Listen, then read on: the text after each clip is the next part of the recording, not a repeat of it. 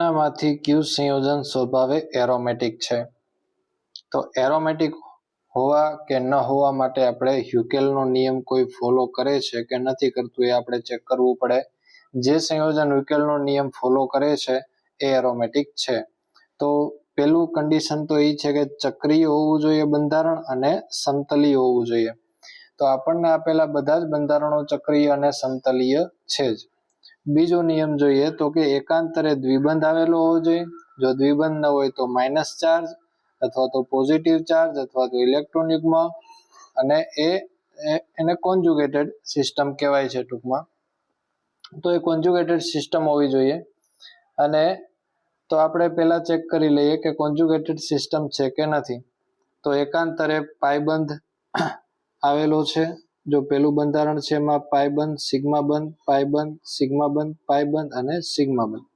તો એ રીતે double bond single bond એકાંતરે આવેલ છે. એવી જ રીતે આ બીજી રિંગ છે એમાં પણ એ રીતે એકાંતરે બને છે. તો કોઈ પણ એક રિંગમાં પણ બનતું હોય તો પણ એ સંયોજન એરોમેટિક ગણાય છે. તો પેલું બંધારણ છે એ તો એરોમેટિક છે. તો બીજું બંધારણ આપણે જોઈએ તો બીજામાં પણ કોન્જુગેટેડ સિસ્ટમ આવેલી છે, પાઈ સિગ્મા પાઈ સિગ્મા. તો એ રીતે કોન્જુગેટેડ સિસ્ટમ છે તો એ બીજા નિયમને ફોલો કરે છે. પણ ત્રીજો નિયમ શું કહે છે તો કે 4n+2 જેટલા પાઈ ઇલેક્ટ્રોન હોવા જોઈએ. એટલે કે તમે n ની જગ્યાએ 0 મૂકો, 1 મૂકો, 2 મૂકો, તો જેટલા પાઈ ઇલેક્ટ્રોન થતા હોય એટલા પાઈ ઇલેક્ટ્રોન એ આપણા સંયોજનમાં હોવા જોઈએ. તો જો આપણે n બરાબર 0 મૂકશું તો 2 પાઈ ઇલેક્ટ્રોન થવા જોઈએ. n બરાબર 1 મૂકીએ તો 6 પાઈ ઇલેક્ટ્રોન થવા જોઈએ. જો n બરાબર 2 મૂકીએ તો 10 પાઈ ઇલેક્ટ્રોન થવા જોઈએ. આવી રીતે ક્રમશઃ ઇલેક્ટ્રોન થવા જોઈએ. તો અહીંયા આપણે જોઈએ કે બે પાયબંધ આવેલા છે. તો બે પાયબંધ આવેલા છે તો એના ઇલેક્ટ્રોન ટોટલ થશે 4 ઇલેક્ટ્રોન. તો 4 ઇલેક્ટ્રોન છે એ આ સિસ્ટમની અંદર આવતા નથી. તો બીજા નંબરનું સંયોજન છે એ એરોમેટિક નથી. ત્રીજું બંધારણ જોઈએ તો ત્રીજાની અંદર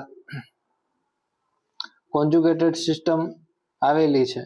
એટલે કે pi sigma bond plus charge sigma pi sigma. Okay, તો કોન્જુગેટેડ સિસ્ટમ તો છે. બીજો જે રૂલ છે એ ફોલો કરે છે. પણ પાયબંધની સંખ્યા એટલે કે ઇલેક્ટ્રોનની સંખ્યા તો કે 2 અને 2 4. તો ટોટલ 4 આની અંદર પાઈ ઇલેક્ટ્રોન આવેલા છે જે આપણી સિસ્ટમને ફોલો કરતા નથી. તો ત્રીજું બંધારણ છે એ પણ એરોમેટિક નથી. તો ચોથું બંધારણ જોઈએ તો ચોથાની અંદર કોન્જુગેટેડ સિસ્ટમ છે કે નહીં કે pi sigma minus sigma pi sigma. તો કોન્જુગેટેડ સિસ્ટમને ફોલો કરે છે.